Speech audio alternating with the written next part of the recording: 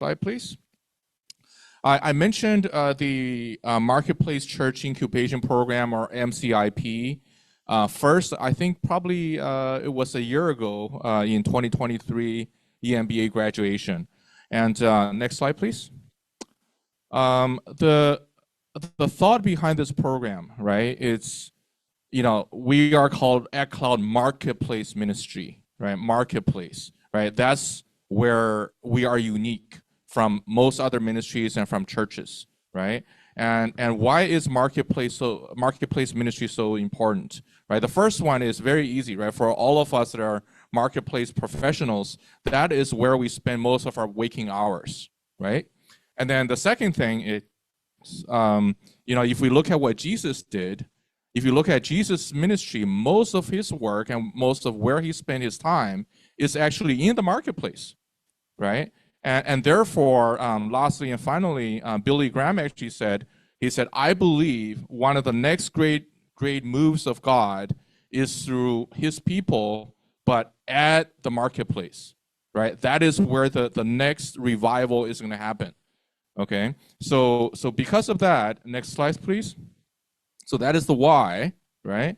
And then, when I took over as executive director exactly a year ago, I went back to basics, right? Look at our at Cloud mission and vision statement, right? When I looked at it, it was clear to me, right? And these were verbatim the original vision and mission statements, and it was clear to me the past 10 years or so, right? I mean, this past February was our 10th anniversary, praise the Lord, right? And in early September, right, we had our 10th year anniversary celebration, right? In the last 10 years or so, I would say largely, right, not all of it, largely we were focusing on that first bullet under mission, right? And like a lot of the testimonies shared today is how we can excel in our careers, how we can be better leaders, right? How we can be better entrepreneurs. And then when I look at it, we did not really actually invest or focus that much in the second and third bullet, right? Which was our original intent, our ultimate vision, right? Is to establish workplace fellowships and ministries so we can witness for God in our workplace, right? And we can, share the gospel with our coworkers, right? Next slide, please. And so therefore, in the 10th year anniversary in early September this year, right, I shared this at Cloud 2.0 vision, right? So why we are here today, right, is that middle column, right, that EMBA program, right, at Cloud EMBA. This is what we've been doing for the last 8+ years, right? And this is what I call our master's program, right? And what we would like to do going forward, right? And this will be a multi-year journey, right? That we are launching a quote unquote PhD program, which is what I call MCIP, right? This is really for the those that are ready to go out, right? To really establish fellowships and Bible studies in their place of work, right? And on the other hand, we also want to start this at Cloud Next Gen program, right, which we call it the bachelor's program, right? We would like to target young professionals and basically start equipping them and preparing them for this eventual path to PhD, right, while they're young in their career. But today I want to focus on the MCIP program, right? So this program is targeting for aspiring marketplace fellowship leaders, right? And I know there are many of you out there, right? Because over the years, at least in the leadership circle, right, I know many mentees that have, literally point blank told me, hey, I feel God's calling to start a Bible study or fellowship at my company, but I don't know what to do. I don't know how to start, right? I wish somebody could help me, get started, right? And this is exactly what MCIP is. All right, next slide, please. So at the highest level, right, if you're asked, okay, so what is MCIP, right? Essentially, a couple of major components, right? The first one is we want to answer the question of why, right? I think we all learned in the various EMBA program circles, we always start why. Asking why is the most important thing, right? Why do we need this, right? Why do we want to do marketplace ministry? Why do we need marketplace fellowships, right? Why can't I just share the gospel by myself individually, right? Why do I need a team, right? Why do I need a fellowship? So we want to start with why, and we want to motivate our participants in the program, right? And then the second one is the most important one, is how, right? And we are going to give you concrete, guidance and advice and what to do and what not to do, how do you start, right? How do you build a team, right? What are some of the things you can do and cannot do, right? From a company HR and legal point of view, right? What are things you could take advantage of? What are things you need to avoid?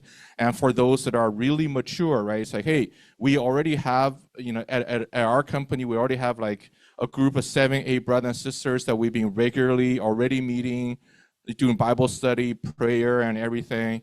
How can we take that to the next level, right? We want to form an official employee resource group, right? Which is a group that the company recognizes and sanctions, right?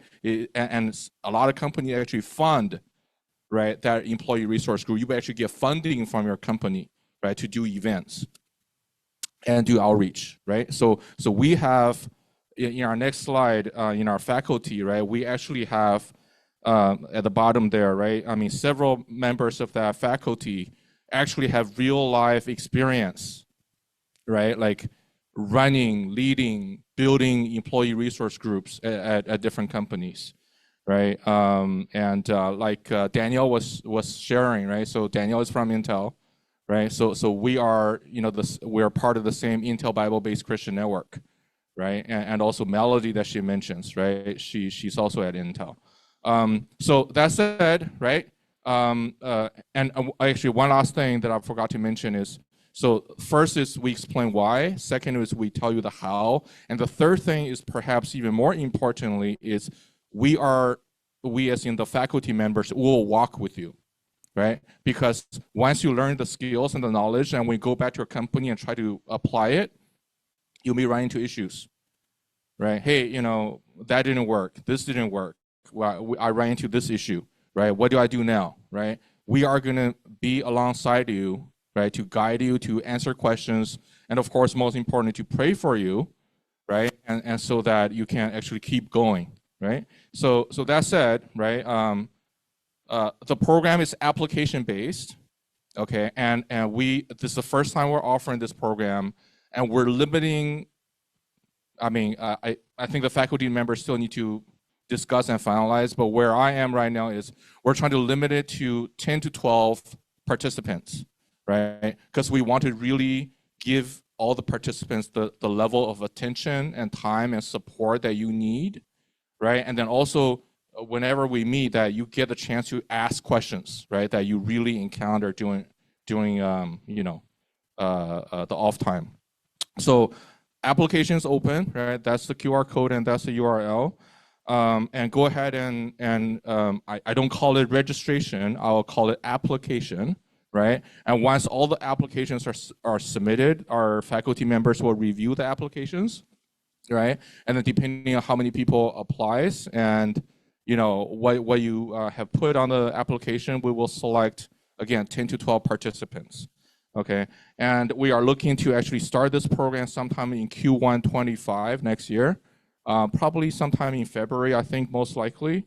And given, we have 7 faculty members and each faculty member have their unique, contents and materials. When I look through all the materials, I would say, we need probably 10 to 12 sessions of 1 hour each to go through all the materials, right? And then exactly when we're gonna meet and how frequent we meet, that will depend on once we have everyone on board and we will have a group discussion, right? Again, recognize everybody's very busy, right? We'll find a time that works for everyone.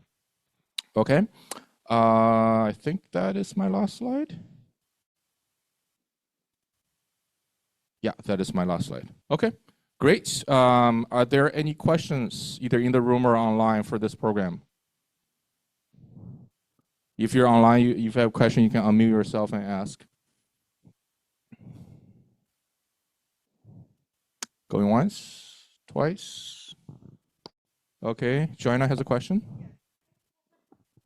Only open to the current EMBA graduate student? Oh, Or great open to question. all? Yeah. So Joanna's question is it only open and available to current EMBA students? No, not necessarily. Yeah, of course, we'll give first priority to the current EMBA mentees, and the second priority is to our past EMBA mentees. And finally, I actually know a few brothers and sisters that never attended EdCloud programs before, but they wanted to be part of this, right? And I have promised them that I will also give them a chance, right? So again, right, if this resonates with you and this is something that's on your heart, please, I encourage you to register ASAP. Okay. All right. With that, if there are no other questions, I'm going to turn it over to Pastor Wu to. Oh, Justin. Great question. Okay, so the question from Justin is EMBA the master's program a prerequisite for this PhD, right? In this context, no. Okay, that's a short answer. Yeah, so I think if God really give you the burden and the calling, we're not going to let EMBA, prevent you from entering the program. Okay. All right, great questions. Anything else? All right, then I will turn it over to Pastor Wu to close us out in prayer. Pastor Wu.